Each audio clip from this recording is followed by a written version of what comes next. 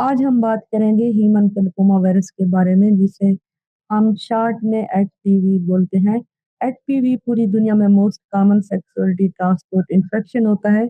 बहुत ही कंटेजियस होता है, मतलब ये बहुत जल्दी स्प्रेड करता है। इनफैक्ट अगर हम बात करें तो हर फैमिली को उनकी लाइफ टाइम में कभी ना कभी एचपीवी इन्फेक्शन हुआ होता है।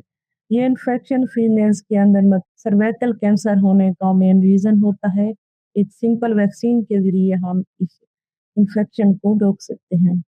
मेरा चैनल हेल्थ बायोमा फाउंडेशन यूट्यूब चैनल सब्सक्राइब करें, वीडियोस को लाइक करें, शेयर करें ताकि ज्यादा से ज्यादा लोग इस पैगाम से आगाह हो सके।